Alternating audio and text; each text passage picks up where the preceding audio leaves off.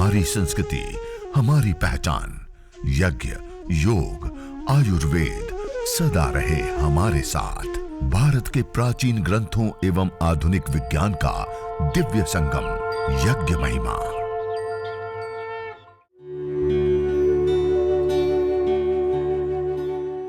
भारतीय संस्कृति में यज्ञ, योग एवं आयुर्वेद जैसी अमूल्य विद्याएं हैं, जिसका मूल है वेद। इतिहास की ओर दृष्टि डालें तो भगवान राम, भगवान कृष्ण से लेकर राजा महाराजाओं, ग्रामवासियों व अरण्यवासी ऋषियों की कुटियों तक नित्य व नैमित्तिक यज्ञों का प्रचलन देखने को मिलता है।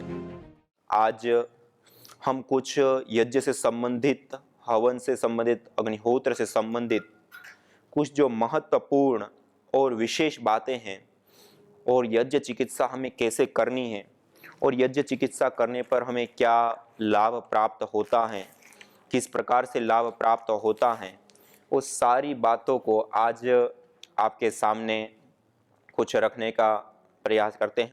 तो आइए सभी लोग सीधे बैठते हुए लंबा गहरा श्वास भरते हुए, जैसे हमने मंगलाचरण पूर्वक हमने शुरुआत की थी।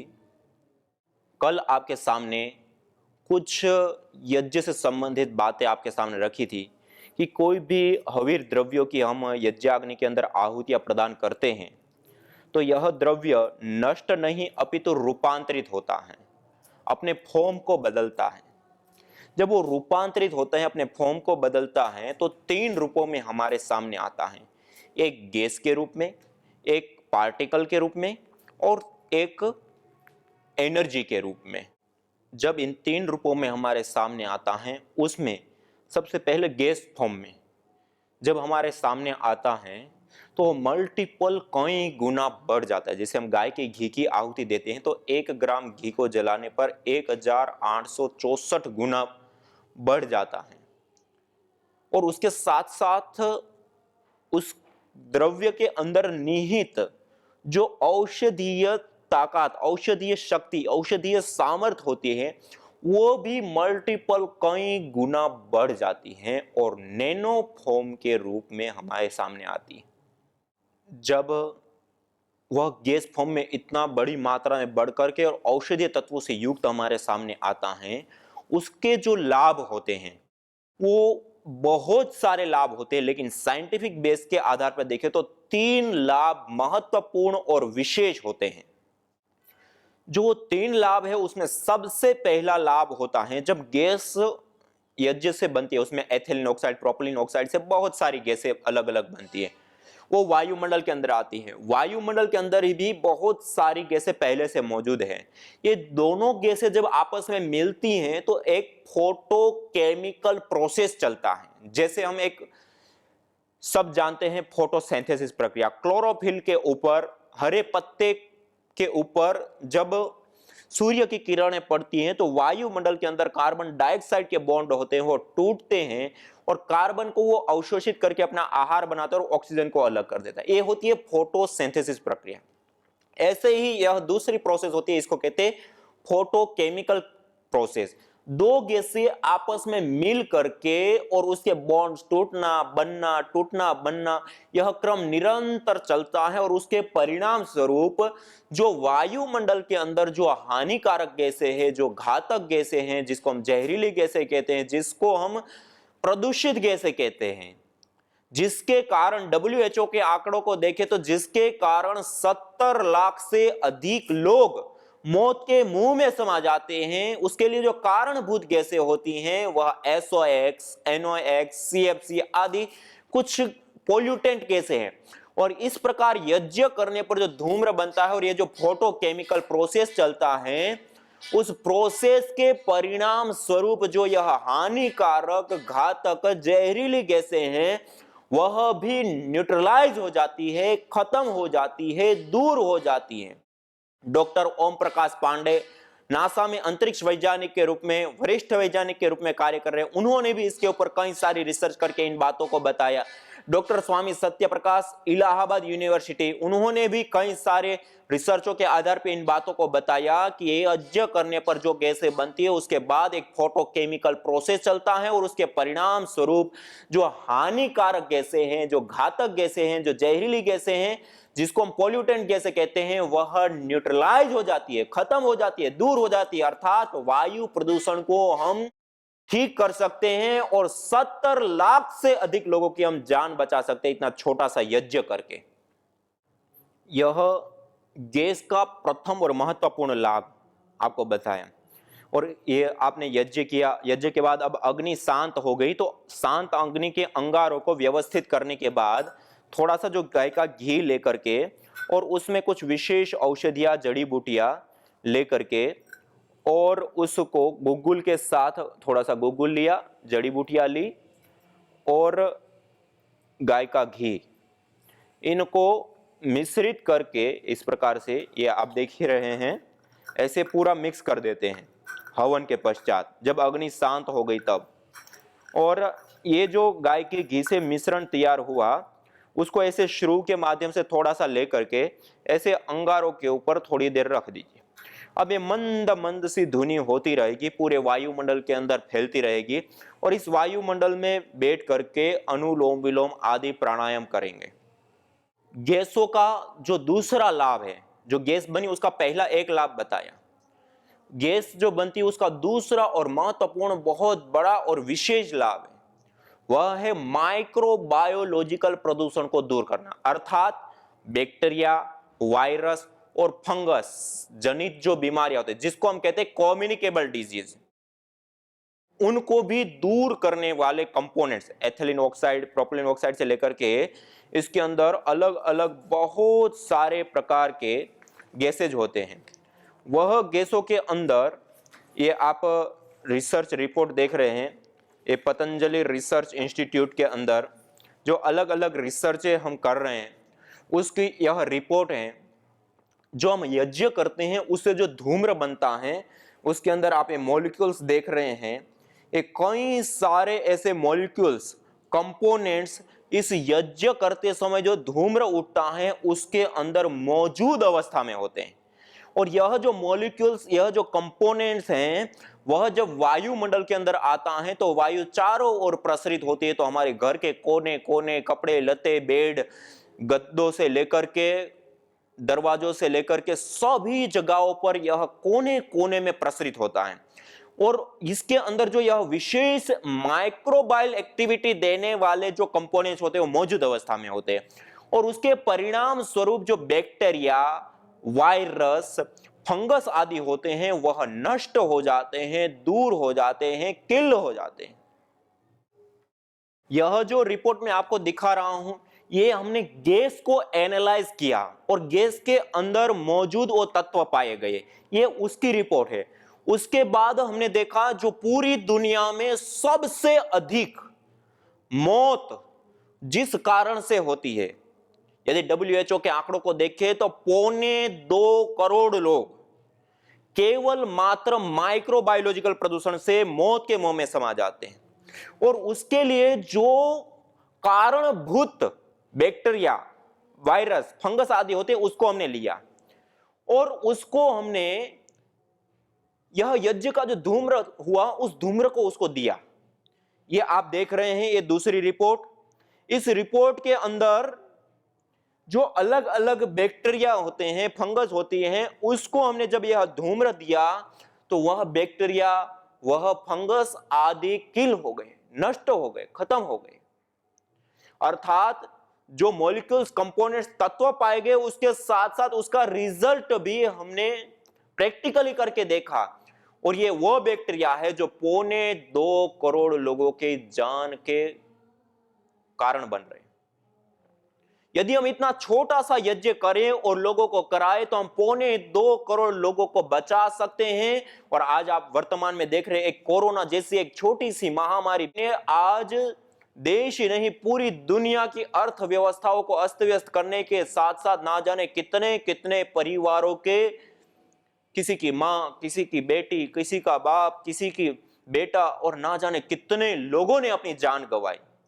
और आर्थिक समस्या से लेकर के अनेक प्रकार, ये एक बीमारी नहीं, ऐसी कितनी कितनी बीमारियां हैं और जिसके कारण से लोग जान गंवाते, और उसके कारण होने वाला मेडिकल खर्च को देखे तो उसके तो कोई हिसाब ही नहीं है। तो यह जो छोटा सा हमने यज्ञ किया उसमें चंद सा खर्च, चंद सा समय देने पर पहला जो लाभ बताया वायु प्रदूषण का ठीक होना, 70 लाख से अधिक लोगों को बचाना। दूसरा यह जो लाभ है उसके माइक्रोबायोलॉजिकल प्रदूषण का दूर होना, और उसके कारण से हम अपने घर को पवित्र सुगंधित रखने के साथ साथ माइक्रोबायोलॉजिकल प्रदूषण से भी अपने परिवार, अपने समाज और अपने राष्ट्र को हम मुक्त कर सकते हैं इतने छोटे से यज्ञ से। यह यज्ञ करने पर जो गैसें बनी उसके दो महत्वपूर्ण और विशेष लाभों के ऊपर बात किया। इससे अतिरिक्त एक तीसरा और महत्वपूर्ण विशेष लाभ होता है, इससे जो गैसें निकलती है वह होता है आरोग्य लाभ, स्वास्थ्य लाभ। हम जिस जीवन को जी रहे हैं उसके लिए हमें एनर्जी की, शक्ति की, ऊर्जा की आवश्यकता होती है। वह एनर्जी, ऊर्जा, शक्ति हमें प्राप्त होती है आहार के माध्यम से। वह आहार हम लेते हैं 3 रूपों में, ठोस, द्रव और गैस। ठोस रूप में रोटी, दाल, चावल आदि, द्रव रूप में पानी, दूध, जूस आदि, और गैस रूप में हम वायु को लेते हैं। यह जो 3 रूपों में हम आहार लेते हैं उसमें सबसे ज्यादा और सबसे इंपॉर्टेंट हमारा कोई आहार होता है तो वायु।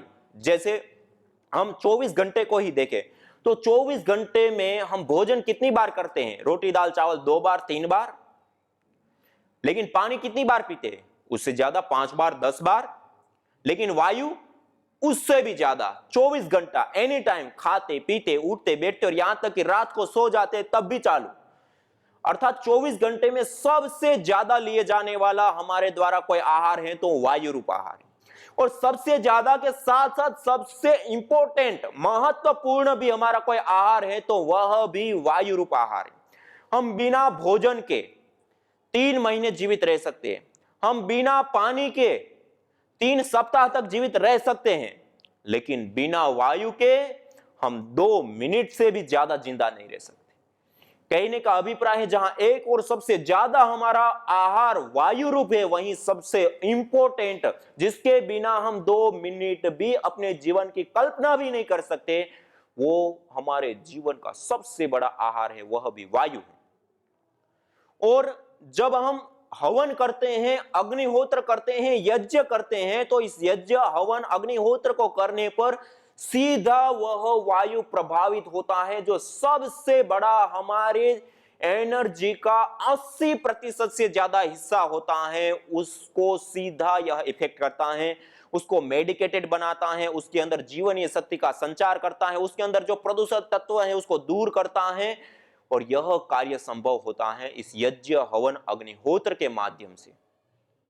तो यह जो वायु रूप इंपॉर्टेंट आहार होता है, सबसे महत्वपूर्ण आहार होता है, उसके पोषण, संवर्धन और उसके अंदर जीवनीय शक्ति का संचार करने का कार्य जैसे यज्ञ के माध्यम से होता है, ऐसे ही उसके अंदर मेडिसिनल कंपोनेंट्स, मेडिसिनल तत्वों को भी मिलाने का कार्य। ये रिपोर्ट आप देख रहे हैं, इस रिपोर्ट के अंदर अलग अलग वो कंपोनेंट्स, गैस को हमने एनालाइज किया, उसके अंदर कई सारी गैसें पाई गई और उसके अंदर कुछ कुछ ऐसे महत्वपूर्ण और विशेष कंपोनेंट्स होते हैं। यदि इन कंपोनेंट्स की बात करें तो आज मॉडर्न मेडिकल साइंस के अंदर इसी मॉलिक्यूल्स को, यही कंपोनेंट्स को लेकर के हजारों हजारों दवाइयों का निर्माण होता है।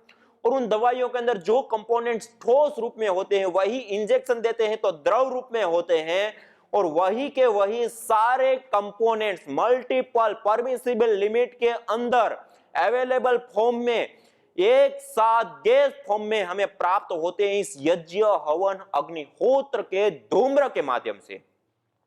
और वह जब वायुमंडल के अंदर आ गया, अब उस वायुमंडल के अंदर हम 24 घंटा श्वास लेते हैं। हम दवाई खाते हैं तो 1 बार खाया, 2 बार खाया, 3 बार खाते हैं, लेकिन इस वायु जिसके बिना हम 2 मिनट भी जिंदा नहीं रह सकते हैं, वो तुरंत हमारे अंदर जाती है और कार्य कर रही है। आप रोक दो, 2 मिनट जिंदा हम नहीं रह सकते हैं। और उस वायु के साथ यह मेडिसिनल कंपोनेंट्स मिल करके श्वास के माध्यम से फेफड़ों तक, फेफड़ों के माध्यम से ब्लड में, और ब्लड के माध्यम से हमारे पूरे शरीर में सेकंड के कुछ हिस्से के अंदर जाने लगते हैं। और 24 घंटे खाते पीते, उठते बैठते सोते, हर समय यह वायुमंडल आपके अंदर जा रहा है। वह मेडिकेटेड वायुमंडल अंदर जाने पर हमने देखा जो रोग नहीं होना वो तो बात है ही, आरोग्य की प्राप्ति तो है ही, लेकिन उसके साथ साथ जो बड़े रोग हो जाते हैं, चाहे वह कैंसर है, चाहे मस्कुलर डिस्ट्रोफी है, चाहे एमएनडी है, या इस प्रकार के अनेक रोग, उसको हमने इसी यज्ञ हवन अग्निहोत्र चिकित्सा से ठीक होते हुए देखे। और जैसे ये हमने यज्ञ किया और उसके बाद अंगारों के ऊपर कुछ थोड़ा सा द्रव्य रखा था, अब वो उसके अंदर जो एरोमेटिक्स ऑयल थे, उड़नशील तेल थे, वो उड़ चुके, अब उसका धूम्र समाप्त हो गया। अब ये जो हमने और भी बना के रखा, अब थोड़ी देर के बाद, जैसे 10-15 मिनट चल गया, 10-15 मिनट के बाद फिर से थोड़ा सा इस प्रकार से रख दिया हल्का सा, फिर वापस वो धीरे धीरे मंद मंद सी धुनी फिर से 10-15 मिनट 20 मिनट हमें मिलती रहेगी।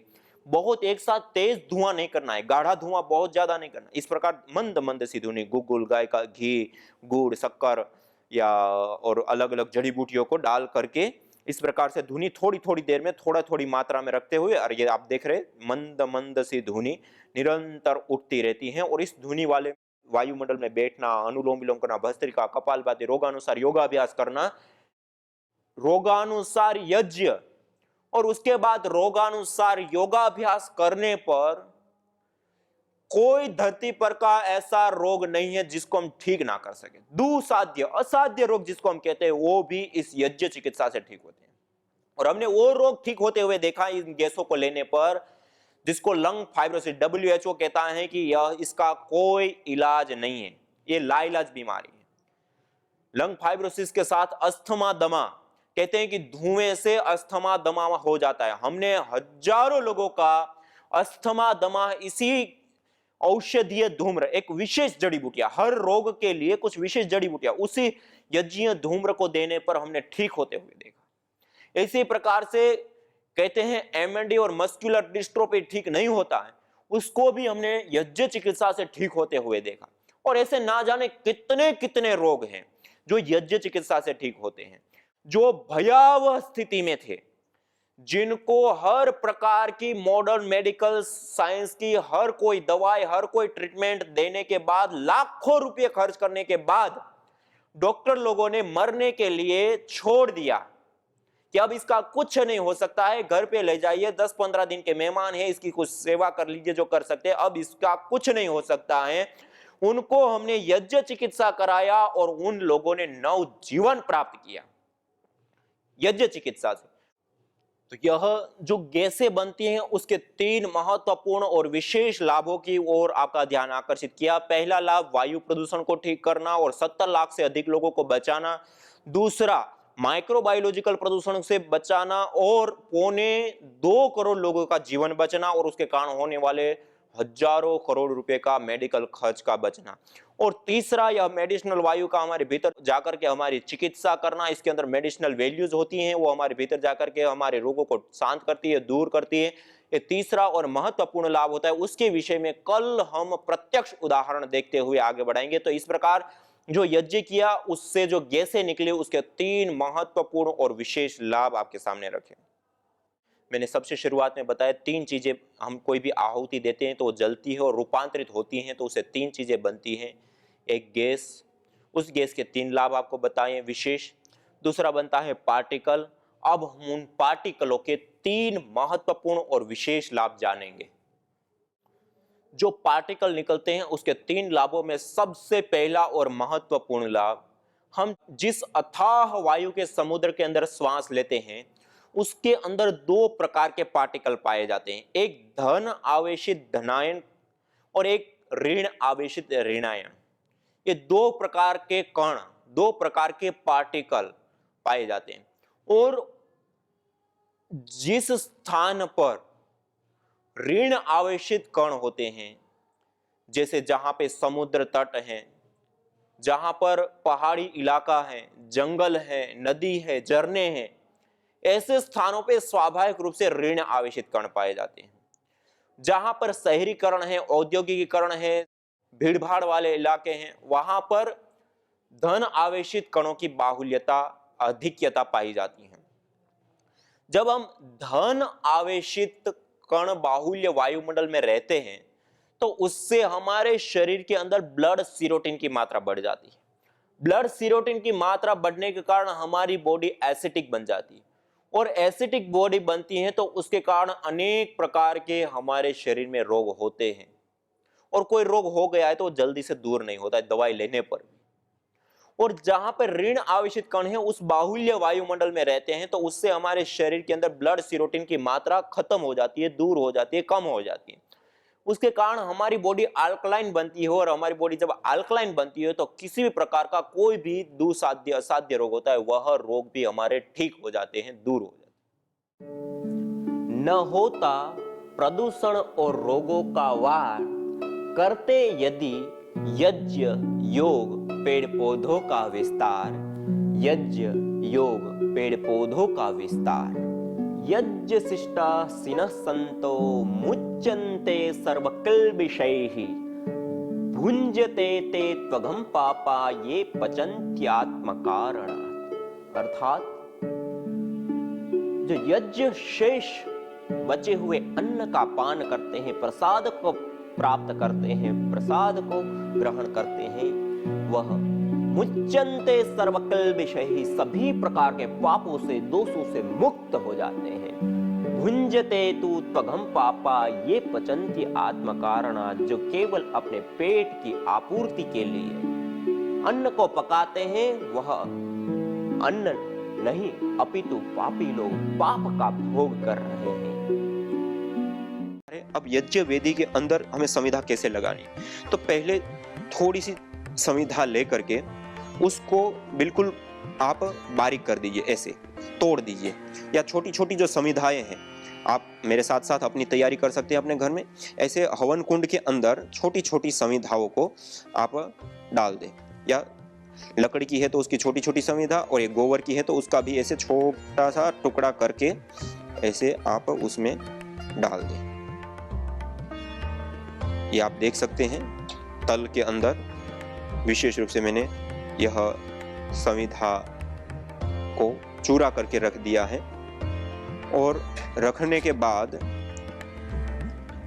अब हम इस संविधा को बराबर मात्रा में कटिंग करेंगे। जो हमारी वेदी है, हमारा जो हवन कुंड है, उसको ऐसे ध्यान में रखते हुए उस मात्रा में हम इस संविधाओं का छोटे छोटे टुकड़े करके इस प्रकार से हम रख सकते हैं। और विशेष रूप से जितनी हमें आवश्यकता होती है उतना ही रखें। ज्यादा बड़ा हम रखेंगे तो फिर अग्नि को प्रदीप्त करने में भी हमें दिक्कत आ सकती है। तो इसलिए जितना वेदी के अंदर आराम से आ जाता है व्यवस्थित ढंग से, उतना टुकड़ा करके हम इस प्रकार से उसको सजा दें। पहली ऐसे हमने 2 खड़ी संविधाएं रखी, उसके बाद 2 संविधाओं को हम ऐसे आड़ा रख देंगे। इस प्रकार से जब हम संविधा रखते हैं तो हवा का प्रवेश अच्छे से मिलता है, और हवा के प्रवेश के कारण वह विशेष रूप से प्रदीप्त हो जाती हैं। और जब वो प्रदीप्त होती हैं तो उसमें जो हमें आहुतियाँ प्रदान करनी है वह आहुतियाँ हम आसानी से अच्छे से प्रदान कर पाएंगे। और विशेष रूप से उस अग्नि के अंदर आप देखेंगे, अभी हम यज्ञ करेंगे उसके बाद, और एक संविधा बीज के लिए ऐसे ये रख दिया। ये 3 संविधाएं हो गई। पहले 2 हमने खड़ी रखी और उसके बाद हमने 3 संविधाएं इस प्रकार से हमने रख दी। तो इस प्रकार से ये संविधाओं का हमने चयन कर दिया। और उसके बाद 3 संविधा हमें और छोटी छोटी इस प्रकार की हमें चाहिए, जिसको हम संविधा दान करें, जो 8 अंगुल की होनी चाहिए। 4 और 4 8 अंगुल, ऐसे 8 अंगुल नापे जाते। ऐसे 8 अंगुल की हम 3 संविधाओं को ले लेंगे, ऐसे इस एक ही नाप की।